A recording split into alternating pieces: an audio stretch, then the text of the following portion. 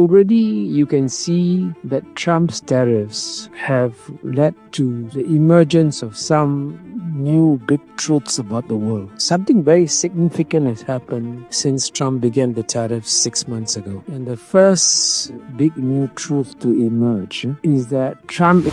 Today we are speaking with the veteran diplomat and public intellectual Kishore Mahbubani. In this interview that I hosted at an event at Bloomberg Singapore, we dive into what he believes to be the Asian century, where Asian countries will play a disproportionate role in molding the future of the world. In this conversation, we talk about the harsh realities of war and conflict that shaped his geopolitical outlook, how to make sense of the current Trump administration and the various tariffs that he has put out, and why India and China are shaping up to be serious Asian powers. If you want to know where our world is headed towards, this is the conversation for you. So the first stop I had in mind was Cambodia, 1973. You were posted there as a diplomat of Singapore, and that's where you learn an explosive lesson in geopolitics. Bring me back to that moment where you first touched down at the airport. What was it like? Well, first of all, Richard, thank you very much for that introduction. Keith, thanks for having me here.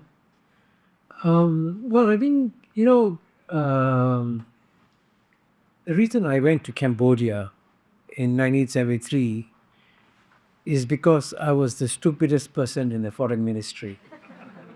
And I'm not exaggerating, because the job was to be head of mission in Cambodia, which is a pretty big deal. So they offered it to the correct person, a 40-year-old person who said, I'm married, I have 2 children. Then they offered it to a next person, 35 years old, married, child, offered a 30-year-old, just got married. So they finally came to me. I was 25 years old. I didn't know what the hell it was. I said, okay, I'll go. When I got there, I realized why everybody said no. Because when I was in Cambodia for 1 year, from June, July 73 to June 74, the city was shelled every day when I was there. I'm not exaggerating, every day. And you would have, once when a dissident pilot tried to kill the president of Cambodia when I was there, I happened to live next to the palace. So the pilot dropped a 500-pound bomb at 3 p.m. in the afternoon. And in those days in Cambodia, because Cambodia was a French colony, we still had French hours. So we had a French siesta from 2 to 4 p.m. So at 3 p.m., I was happily sleeping on the, I guess what you call first floor or second floor. And then the bomb fell, my bed flew up and threw me off the bed. And I woke up with a jolt. And I remembered this, unfortunately, I remember this. I said, get under the stairs, get under the stairs. So I ran down and got under the stairs just in time before the next bomb fell, 500-pound bomb. It's just closer. And at that point, you see all this glass around you. All this glass became like flying shards of glass, So if I hadn't been under the staircase, I wouldn't be here today. So, that was I can see a very, very vivid, powerful experience in what war is like. And I can tell you, even though I was lucky, I saw the unlucky ones. I actually went to a marketplace about 200 yards from my house in Phnom Penh, and I happened to arrive there about 15-20 minutes after it had been shelled by artillery. Now, artillery shells were meant to be used in battlefields, and what happens is that when you shoot in a rice field, the shell goes in and the shrapnel comes out in a V shape. So it doesn't kill that many people. But when artillery shells land on hard cement floors, the shrapnel goes horizontally and kills many more people. So when you arrive at a marketplace, 15 to 20 minutes after shelling, you just see bodies everywhere. And then I suddenly realized after a few minutes, I said, my God, if they start shelling again, I'll still be there. So I ran home. So, I'm telling you, these close shaves I had, and I had, by the way, I had many other close shaves in Cambodia.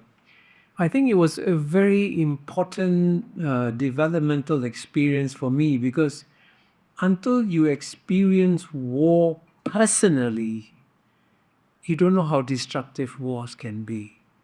And so in many ways, I was very happy that I could spend 33 years of my life in diplomacy. And the goal of diplomacy, as you know, at the end of the day, is to prevent wars and to find peaceful solutions among countries. But the whole work, all the work can seem meaningless to you. Constant meetings, constant talking, constant interacting. You may think you're wasting your time. Actually, you're not.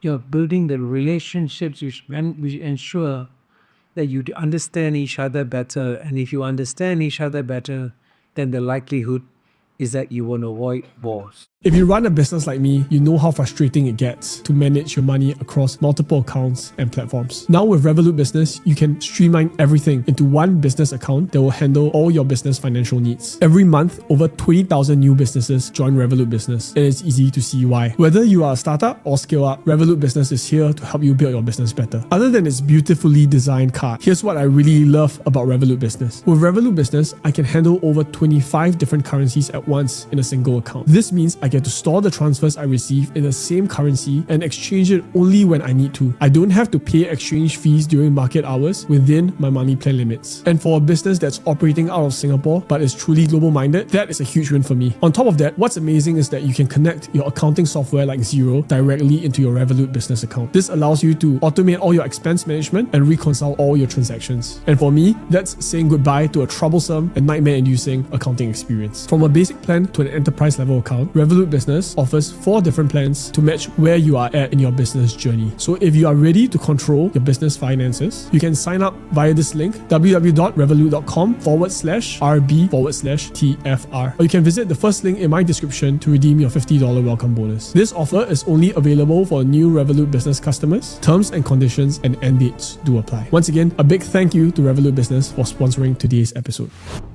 It's interesting that you also become one of the biggest advocates for peace. I think in your writings throughout, be it Has China Won or your many other books, you've been consistently drumming the message that countries in competition do not necessarily need to go down our plate. In another chapter of this book, Living the Asian Sector, you also documented a time where you went to Cuba in 1979. And that was where you went on a trip with S. Rajaratnam for the 6th summit of the non-aligned movement. And the government's mission then, interestingly, was to protect the Khmer Rouge's position within the non-aligned movement. And you had an upfront seat to see S. Rajaratnam take a fight to Fidel Castro, who was hosting the non-aligned movement. Can you tell me a little bit more about that meeting? How did that influence the way you think today? Well, I worked for, by then I had worked for Mr. S. Rajaratnam, the founding Prime Minister of Singapore, for about 8 years by then. So I knew him quite well. And he was a wonderful human being, even though he was a very senior minister, he was very down to earth and would happily have conversations with anybody, no matter how young you were. And I was very young then. But I discovered another side of him when I went to Cambodia, because at that time, Cambodia had just been invaded by Vietnam, and the previous government, the Khmer Rouge government led by Pol Pot, which, by the way, was a terrible government, okay? They actually committed genocide on their people. And I know that because, sadly, I mentioned my year in Cambodia, and I made many Cambodian friends. And I actually lost many of my Cambodian friends to genocide, the genocidal rule of Pol Pot. But we had the unfortunate job in Havana, Cuba, because Cuba was the chairman of the non-aligned movement, to defend the seat of the Khmer Rouge in the non-aligned movement, because under international law, since the Vietnamese invasion of Cambodia was illegal, because it was illegal, the previous government was still the legitimate government. That's what international law says.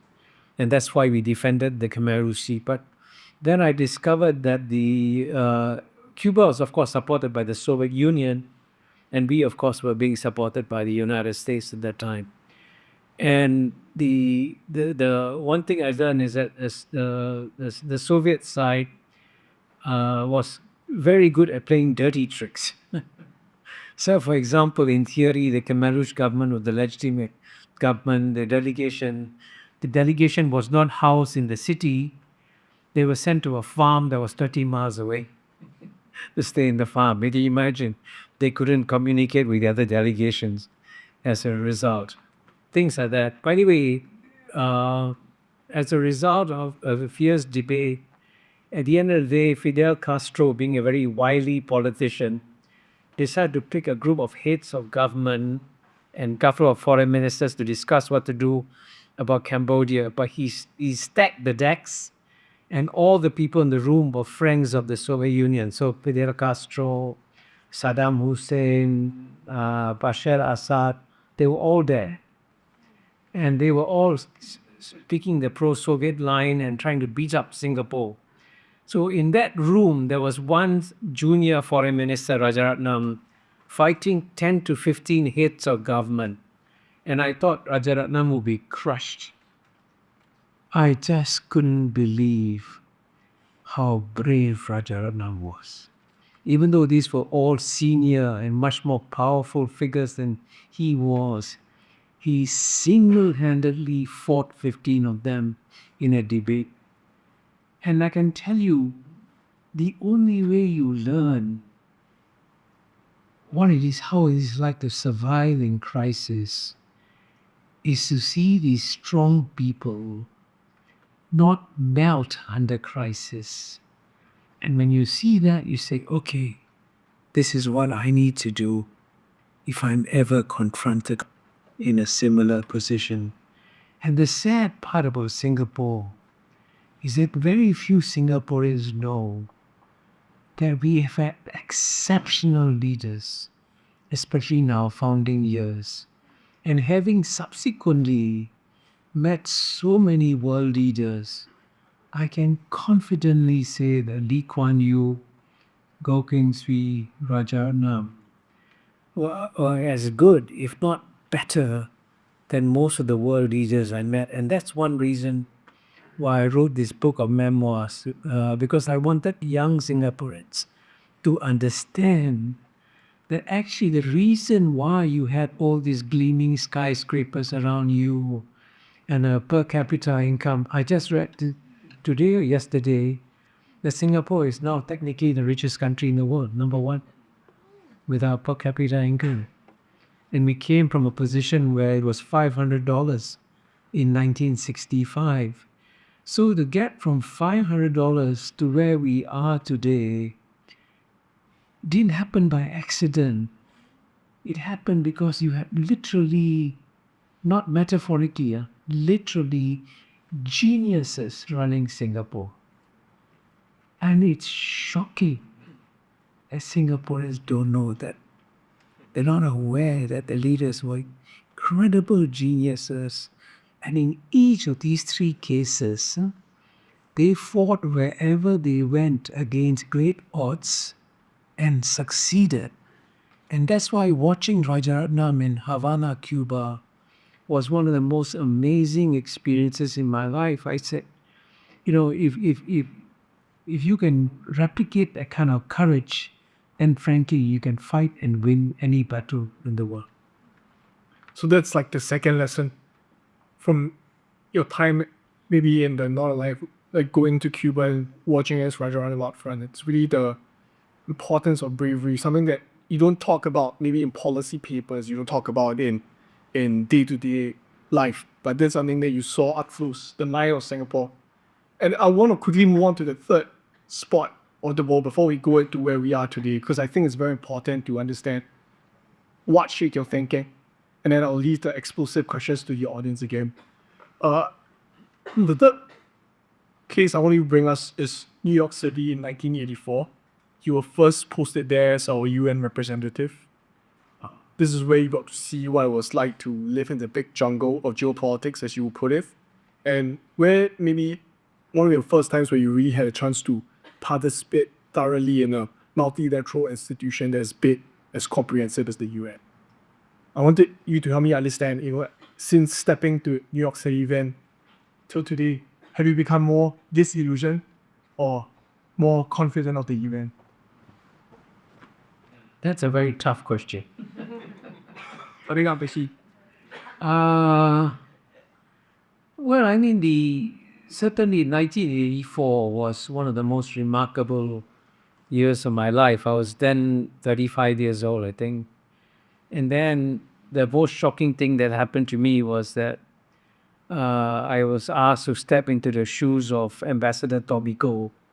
And I can tell you, Tomiko was a legend then in Singapore, but certainly at the UN, he was a legend. And he had been in the UN already 13 years. He had served twice as ambassador to the UN, first time from 68 to 71, second time 74 to 84. So when I came, he had spent 13 years down there. And I was given the mission impossible of trying to step into the shoes of Tomiko. And then the first lesson I learned is when you have to step into the shoes of somebody else who's a great person, whatever you do, don't try to fit into his shoes, create your own shoes and be yourself. Because it would have been impossible if I tried to copy Tomiko or be a Tomiko. I would never been able to do it. So I had to, in a sense, be myself, which in a sense also was a great learning experience. You then discover what you can do and what you cannot do. But I can say that from the very first time I went to the UN, I fell in love with the UN. Because at the end of the day, whether we like it or not, we too live in a global village, right? In fact, it's a shrinking small global village. And there's only one place in the world where the village can talk to each other, and that's the United Nations. And as you know, even in any village, by the way, this is true for 4,000 years. In any village, once you have a village, once you have common concerns, you immediately set up a village council. Villages anywhere, South America, Africa, China, India, all have village councils, right? So similarly, our global village has only one village council, which is the United Nations. And that's why the United Nations is absolutely indispensable. But the problem with the United Nations is that it has started happening in the 1980s. Efforts have been made to kill and delegitimize the UN for over 40 to 50 years now, and quite often successfully. And that's why you notice the Western media rubbishes the UN, absolutely rubbishes the UN, says it's a waste of time, it should be shut down, it's wasting money, and so on and so forth, which is absolutely not true.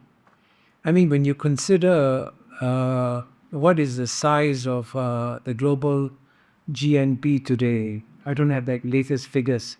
It's about 100 to 110 trillion dollars, right? If it's 110 trillion dollars, if you want to spend 1%, right, on your global village council, it'd be $1 trillion, right? But the UN budget is nothing, it's peanuts, right? The UN spends less than the fire department of New York City.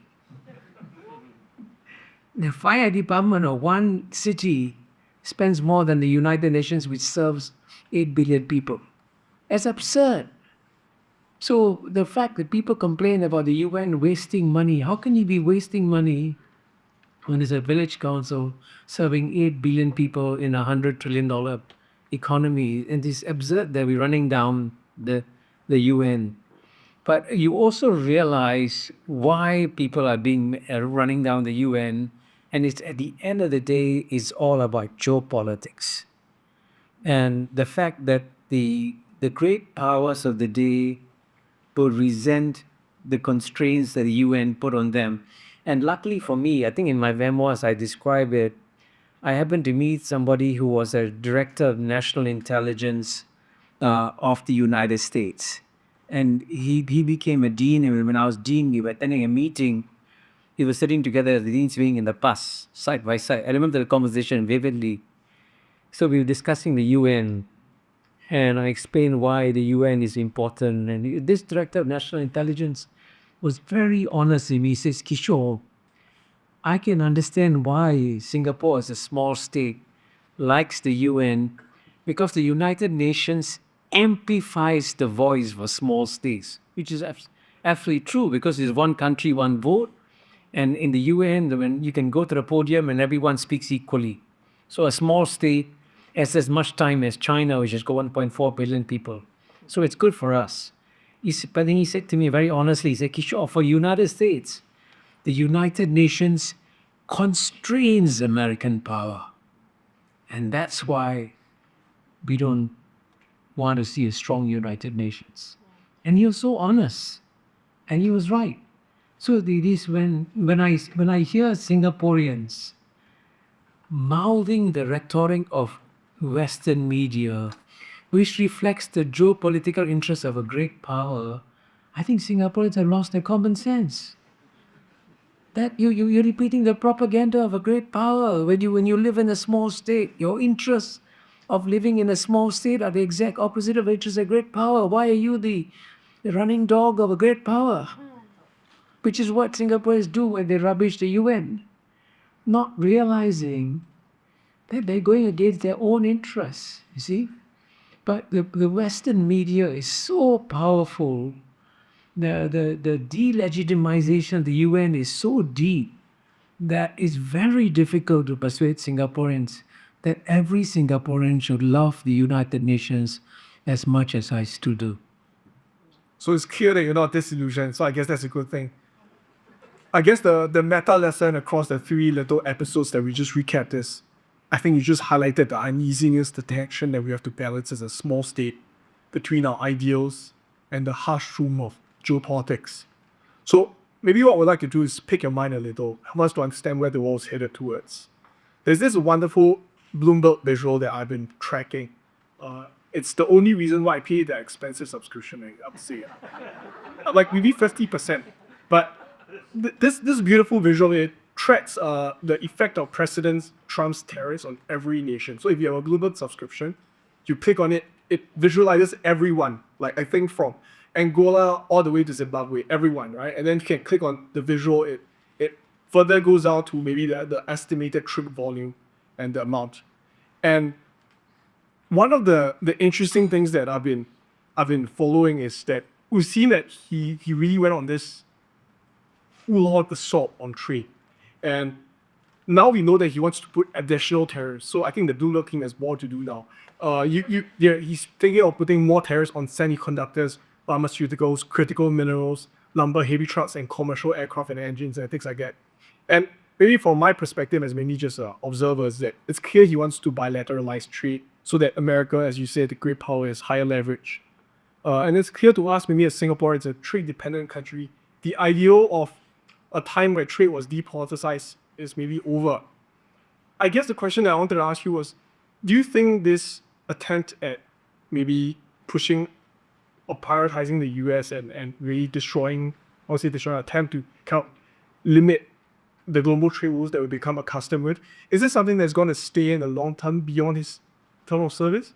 Or would it maybe end the moment he leaves office? Very, very dangerous to make predictions, especially about the future. Well, I think, frankly, it's too early to tell what will be the long-term effects of Trump's tariffs, because there'll be surprises along the way. And already, but already you can see that Trump's tariffs have led to the emergence of some new big truths about the world, right? Something very significant has happened since Trump began the tariffs 6 months ago. And the first big new truth to emerge is that Trump imposed, there are 193 countries in the world. US is one of them, so there are 192 other countries in the world. He imposed tariffs, I think, on virtually every country in the world. Maybe some he didn't get to.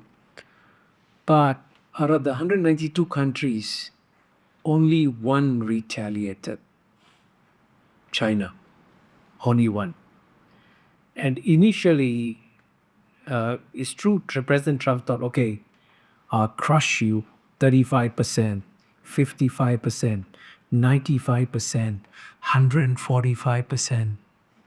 Then it stopped and it went down.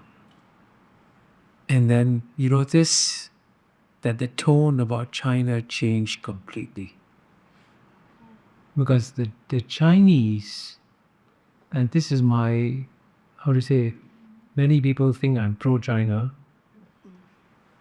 but they don't realize that if you measure it objectively, the shrewdest geopolitical actors in the world are the leaders of China. Only because they have 3,000 years of experience with geopolitics. And they were clearly flummoxed and surprised when Donald Trump hit them in 2018. It's true. The Chinese delegation was completely surprised and in fact disorganized in their responses in 2018. But they learned the lesson and they got ready. So the second time round, they retaliated precisely, sharply, with enough pain to say, okay, let's talk. And you notice they've had 2 rounds of talks, no more acrimony, no more insults. So in that sense, the one big new truth in the world is that the Chinese have now established parity with the United States. And that, by the way, is a very big development that very few people have noticed, right? The second big new truth that has emerged is that in the past, whenever the United States took the lead and said, I will do X, okay? Let's say, I will push for a climate convention, which is what they tried to do under Barack Obama. The rest of the world said, yeah, good idea. Let's follow the United States. And whatever the United States took a lead, lots of countries will follow and take the lead and follow the United States lead. What's interesting is that, as I mentioned, apart from the United States, there are 92 countries. When the United States raised tariffs on country after country after country, somebody else should have followed suit. So far, no country has followed the United States. And that to me is a very optimistic sign. It shows that the rest of the world understands that tariffs is not the way to go. And the fact that other countries, in fact, are now going to the other side and saying, let's start free trade agreements with other countries is a very positive development. So in that sense, perhaps after President Trump goes, the United States will discover that since the rest of the world is still continuing to reduce tariffs and go for free trade, we can also do so. But the third point I'm going to make is, whatever you do, don't underestimate Donald Trump. Because if you read the American media, especially the New York Times, you probably think Donald Trump is some stupid idiot, right? I mean, that's the way they portrayed him. But if that's the case, how is it he got elected not once but twice? And not only got elected a second time, he's moved the political center of the United States so far right that the liberals and Democrats have no answer to him. So clearly, in his own wily ways, Donald Trump has emerged, frankly, already as one of the most consequential presidents that the United States has had. So whatever you do, don't be beguiled by the liberal media or the New York Times into thinking you're dealing with an idiot. He's not. He's a shrewd and wily character, and he knows when to push, he knows when to compromise, he knows when to turn, and so you can be sure that there'll be many surprises. On that note, there was an interesting interview that Bloomberg did with Secretary Bessent. I think it was exclusive. And he actually kind of articulated why President Trump went on this slew of tariffs. His view was that essentially that the way trade has been done for the past, say, 50 years has been like very unfair to the US. That it has got to the point where now the US has been deindustrialized and financialized, which has now created serious challenges of inequalities. And in his view, Secretary Bessent's view is that there's a lot of inequality basically between Middle America and the coastal cities of America. And this attempt at maybe going on this trade war is to redress the imbalance. I guess my question to you would then be, what do you think of his diagnosis and solutions? Would there be, if you were in the same room as him today, what kind of alternative would you propose? Well, I mean, the big question is, the fundamental question here is, does economic theory work or not work? Because economic theory is very clear that free trade is good. Economic theory has got the law of comparative advantage. A country is better off producing goods that it is competitive at and trading with its goods with other countries when they produce goods that they are competitive at. It's a win-win solution. I think that economic theory is still valid. In fact, it explains why Singapore has done so well. I mean, we have done so well because our total trade is 3.5 times the size of our GNP. I mean, that's why our per capita income has gone up so much. And here I can tell you that several attempts were made to convince President Trump of the value of this free trade agreements. I can tell you one of his advisors in his first term was a man called Gary Cohn from Goldman Sachs, COHN. He was the chief economic advisor to Donald Trump in the first term. And I met Gary Cohn once in Davos, and he told us he spent 2 hours with President Trump trying to explain to President Trump, why under economic theory, free trade is good, tariffs are bad. So after 2 hours, he realized that he hadn't persuaded President Trump. So he asked President Trump, he said, Mr. President, why do you like tariffs so much? And President Trump replied, I just love tariffs. And he has shown his love for tariffs very clearly, right? But I mean, in one sense, he is not wrong. Because the United States is the biggest actor in the world. United States is the only country that can bully every other country in the world, now with one exception, China. So if they can bully the country into unilaterally accepting higher American tariffs and not, in a sense, raise the tariffs themselves, United States is the winner.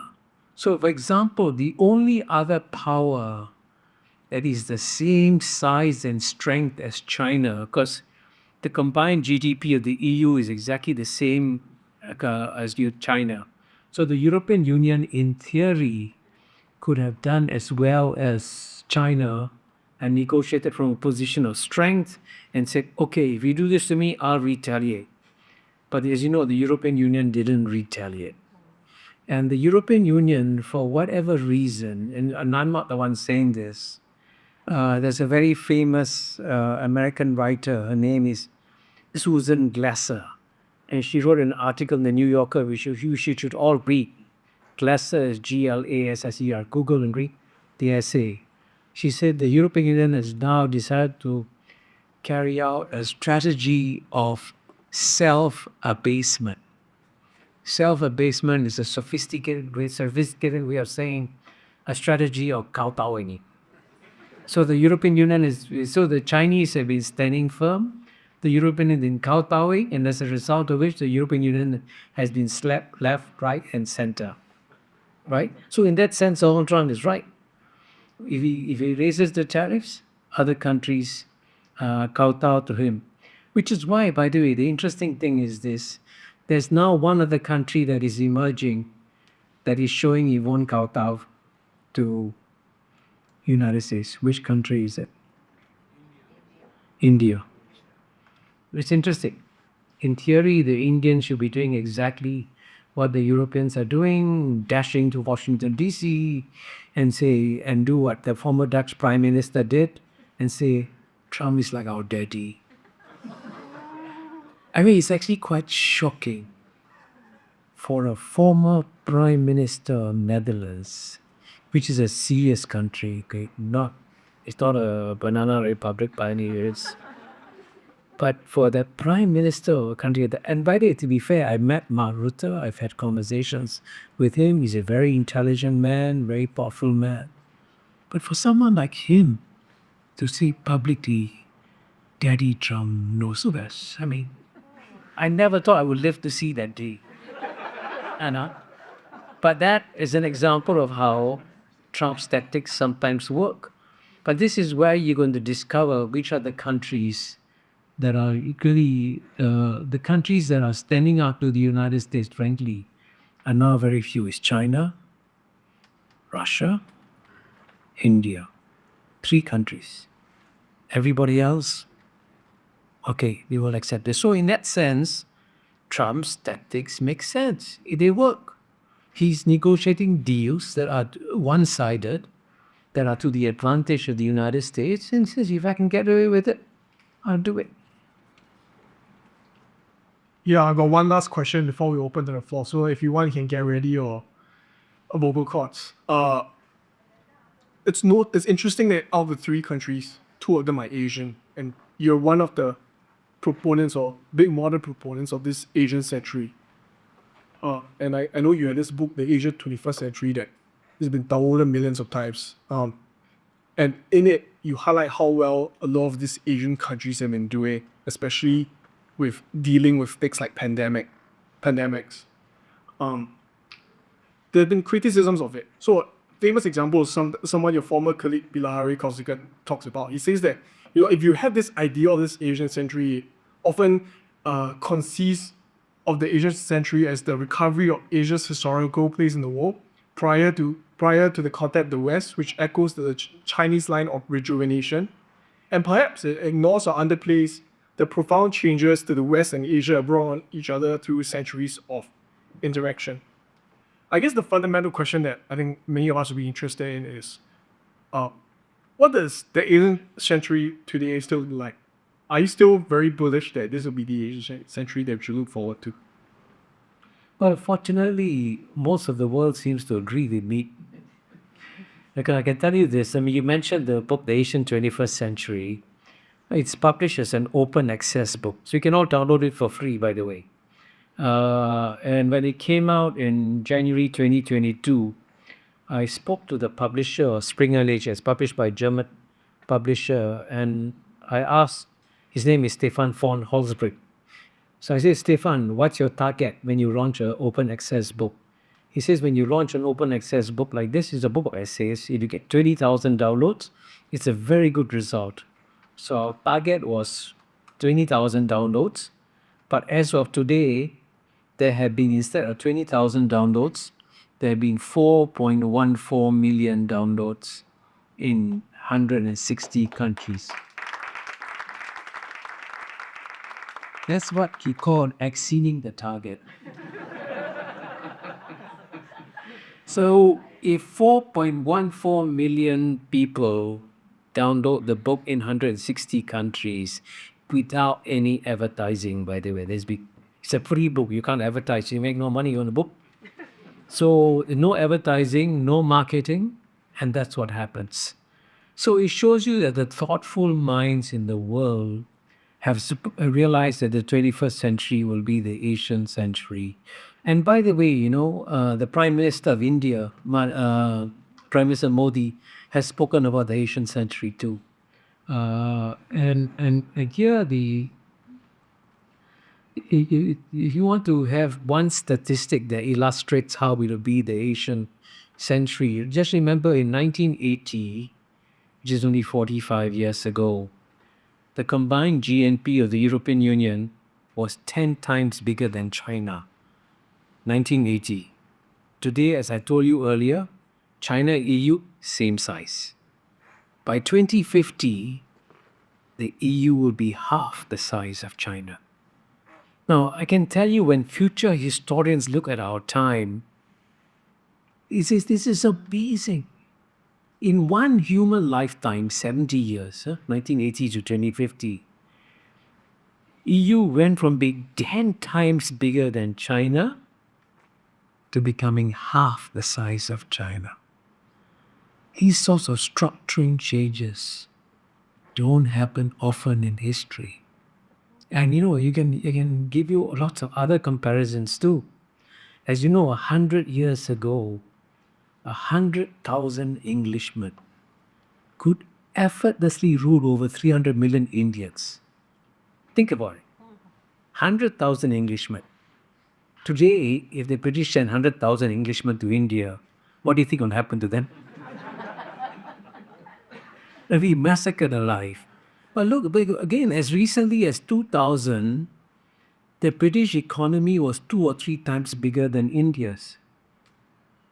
Now the British economy is smaller than India's, which is why I was surprised the Financial Times published an article by me saying it's time for the British to give up their permanent membership seat to India. Makes sense because now their economy is smaller than India. And by 2050, India will be 3 or 4 times bigger than UK. Again, these are the structural shifts that are happening in the world, and this is all data.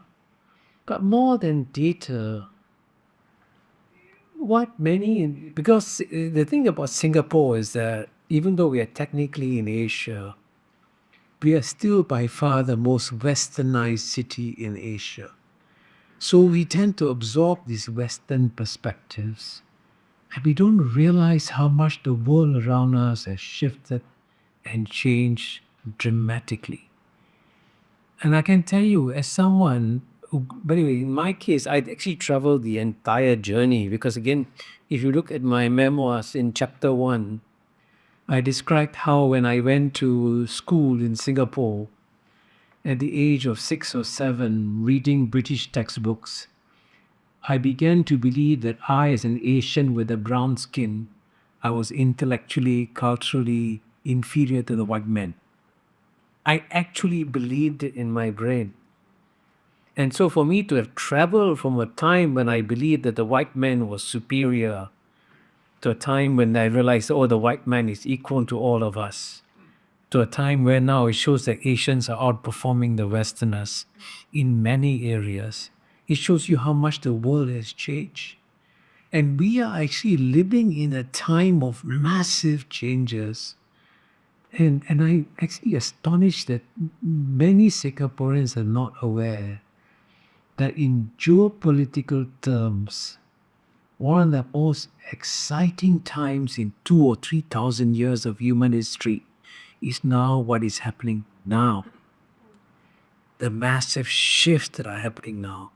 And the biggest story, and then this is confirmed by others also, that is happening in the world is the return of Asia. And this return of Asia is going to accelerate over the next 20 to 30 years. And that's why I think that that's the reason why I come out with these books. And I'm glad that a lot of people seem to agree with me. With that fossil point, I'd like to open the floor-up questions. I think in the Trump world, the current thinking is very much zero-sum game. That, if he can win at the Tariffs, then they benefit. But you talked about global village, the world is a global village. And I remember a quote from Florida Sheinbaum, the Mexican president, that U.S. is powering U.S. by building a moat around it. But then remember, the rest of the world is born at 8 billion people outside of the U.S. And we talked about having free trade agreements elsewhere. So you see that actually it's not so much the zero-sum game where U.S. wins, but in the long run, sort of a decline for the U.S. where everybody else works towards a win-win perspective. How does this structurally change, U.S. for the future? Thank you. Okay, maybe we'll group the questions. So I think Kai has a question. Then you have 1 year on it. Yeah, Kai, yes, sir. Hi, everybody. My name is Kai from the Singapore Malaysia Chamber of Commerce. For myself, I work really closely with Gulf businesses and Gulf investors as well. So I think from your perspective as a diplomat and also engaging with the GCC nations, like how do you see GCC coming into the ASEAN region, especially with the hosting of the ASEAN GCC China summit recently sometime this year? How do you think that GCC will play a part in terms of like, especially when people are moving away from US and trying to diversify their areas and like for free trade agreement as well. Thank you. One last, then we'll go to. Thanks, Prof. So in your book, you mentioned that your time in MFA helped you transition from someone who was more of an idealist to someone who was more pragmatic when they approached the world.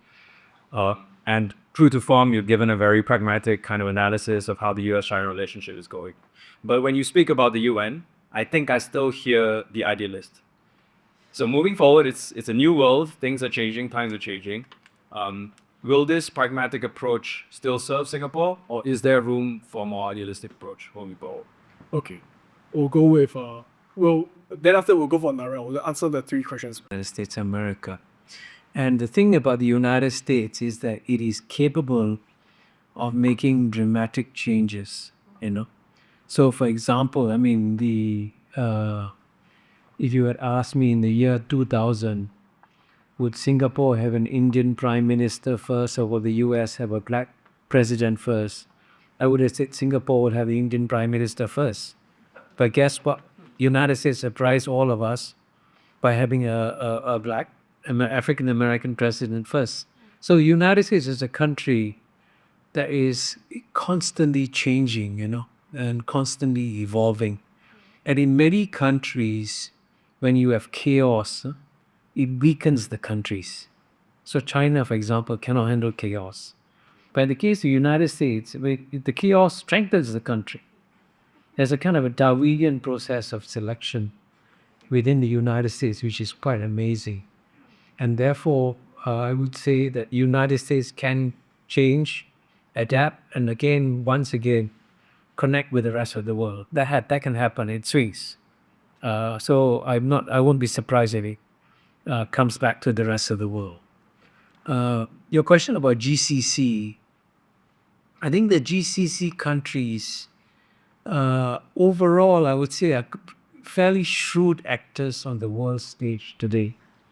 I mean, Saudi Arabia, UAE, Qatar, and then of course, to a lesser extent, Kuwait and Bahrain are fairly shrewd actors, and they know how to maneuver themselves. But they are actually, you're right, they are acutely aware that the world is changing.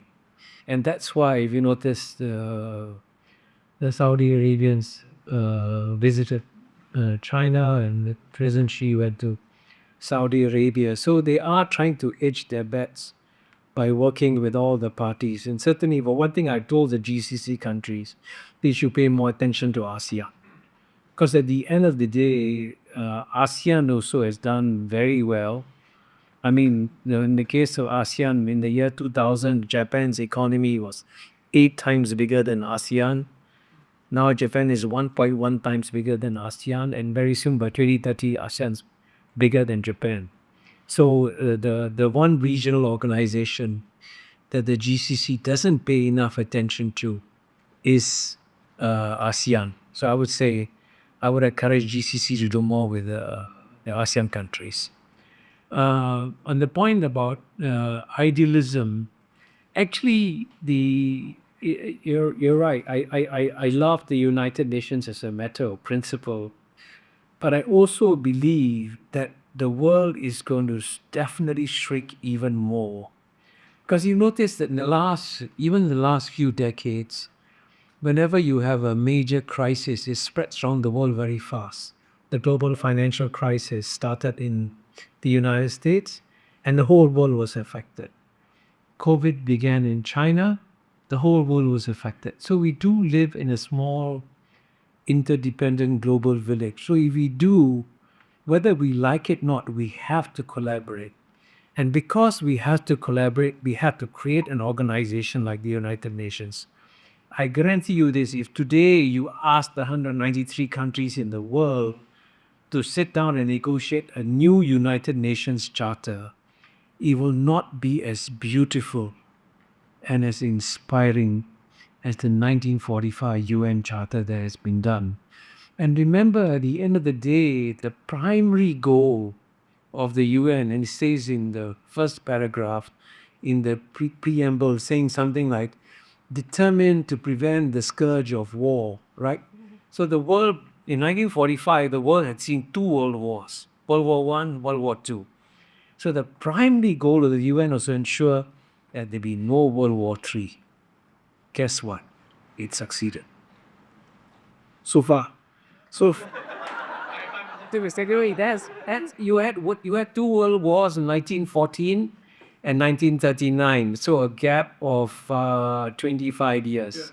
It's now been 80 years and no world war. hopefully it'll be many more years to come as well. We've got the final round of questions, so I know Richard has one, and we have a gentleman, and then Felix here, and then we'll wrap it up. If any of you are free to ask as well. So see you, and you can read here. Sure. My question is, with the rise of Asia and the changing dynamics of the world, what keeps you up at night? What is that one destabilizing thing that we need to watch out for? And also, how do you want Singaporeans to prepare for that? Thank you. Next question.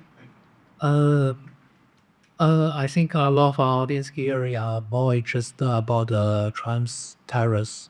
So we have a very tough questions among our team. We are still discussing, and we cannot go to a conclusion. The question is it too early to conclude the other countries will not raise tariffs?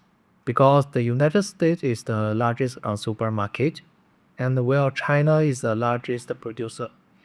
When the Chinese IC production can no longer be exported to the US, it will gradually be diverted to the other countries. Like we all know that China, a lot of brand now is into Singapore already.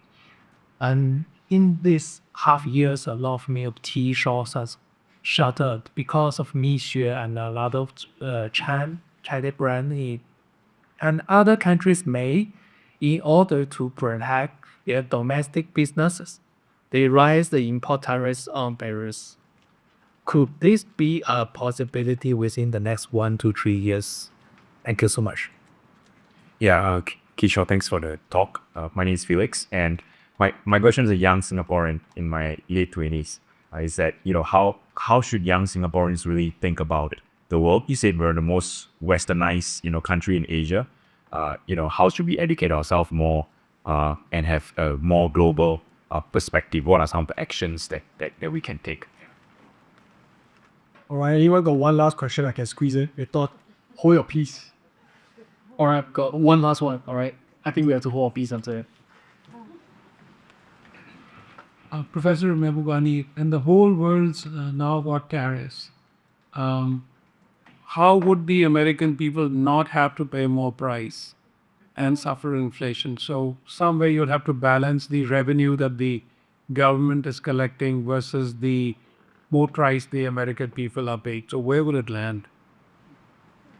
Okay, I tell you what, I'll answer first the last question first, and then your question about tariffs out by other countries, and then the first and third questions about what keeps me up at night and what should young Singaporeans know. I actually believe in economic theory. I'm stupid. And I do think that these tariffs will be harmful to the American economy. I believe in the theory. And so when you talk to, I'm not an economist by training, but I have many good economist friends, and I listen to podcasts by various good economists, whether Martin Wolf or Adam Tooze and all that. And plus my own gut feel. My own gut feel is that trouble is coming to the US economy. That all these tariffs for example, if you impose 50% tariffs on steel and aluminium, you're going to make American products uncompetitive because steel and aluminium are important components.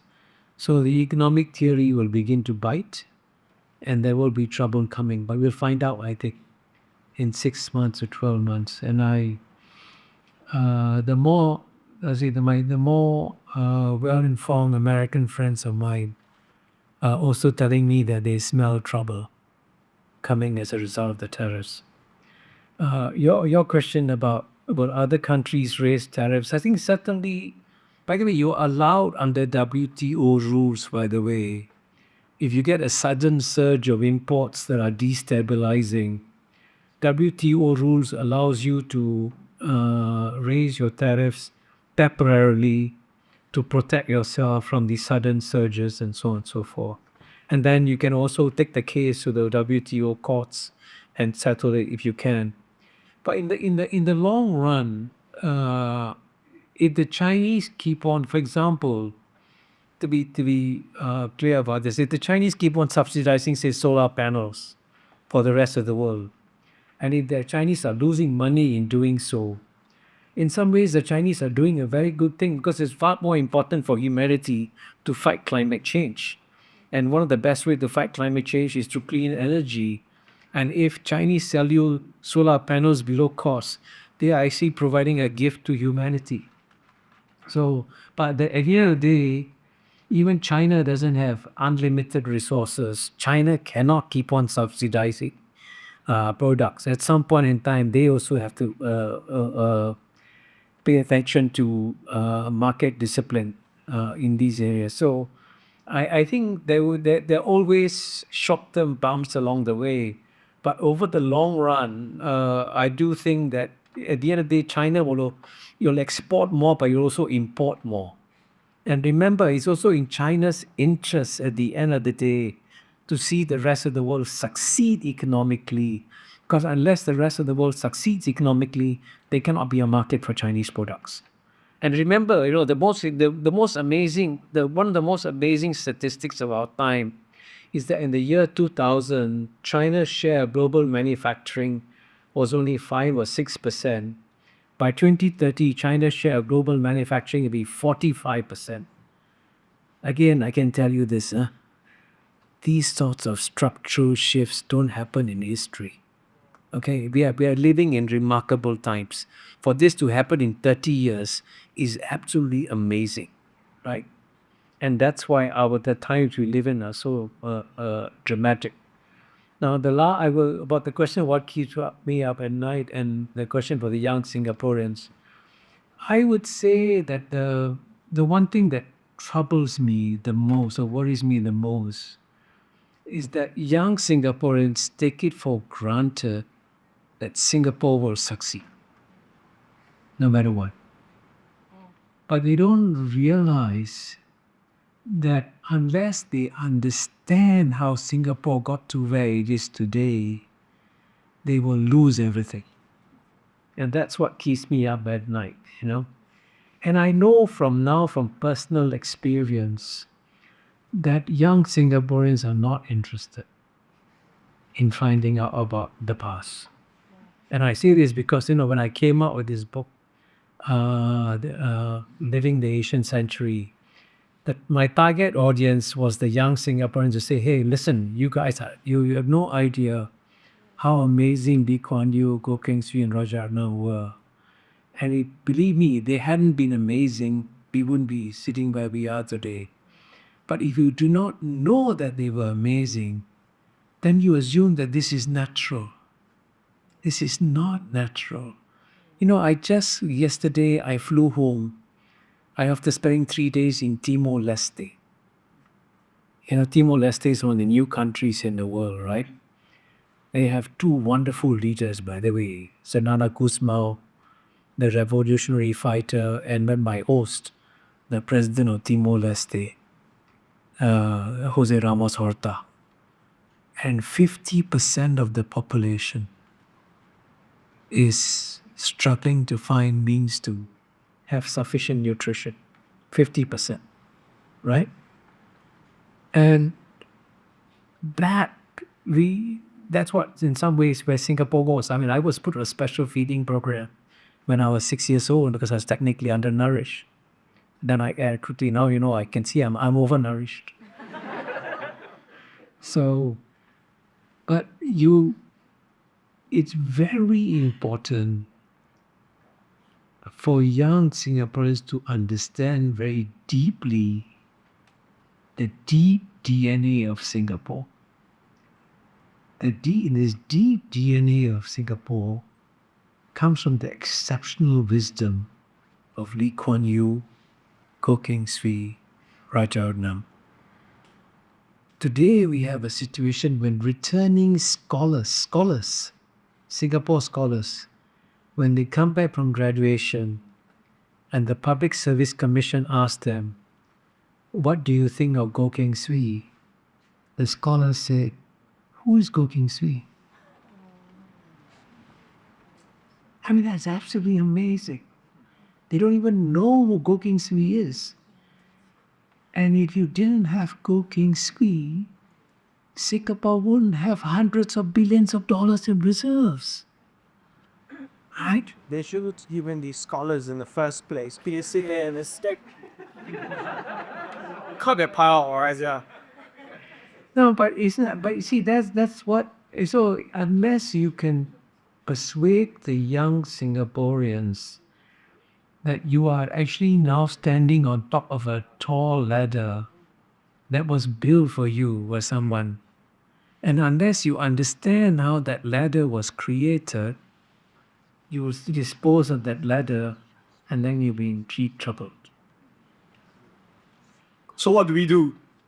He's worried that, we might dispose of the ladder. So do you have any sage word of advice for us? Well, I think for a start, I mean, we got to, in a sense, develop better educational programs, and certainly you should have a situation today. I mean, when you go to one reason. I in many years ago, this is technically confidential, but I'm old now, I can give secrets away. I remember one of the essays I enjoyed writing, I was asked in 1993 or 94 to write an essay for the Ministry of Defense. And the title of my essay was "The Role of MYTHS, MYTHS, in Singapore's long-term defense." And I said that unless Singapore builds the right myths means you have a common set of beliefs, a common set of understanding. And one reason why the United States is such a great country is because they tell a great story about their founding fathers and what geniuses they were. And every American knows that America's founding fathers were geniuses. Every American knows that. Singaporeans don't know that the Singaporean founding fathers were also geniuses. And this is even more amazing. They don't know that Singapore's founding fathers were greater geniuses than the American founding fathers. And they don't know that. And that's what's shocking. So that's why everyone focuses, when it comes to nation building, they look at the buildings, the roads, the subways. Actually, no. The most important part of nation building is storytelling. And unless you tell the right stories and get Singaporeans to share a common set of stories, then the nation is very fragile. So my answer to you is, Singaporeans must learn to tell better stories.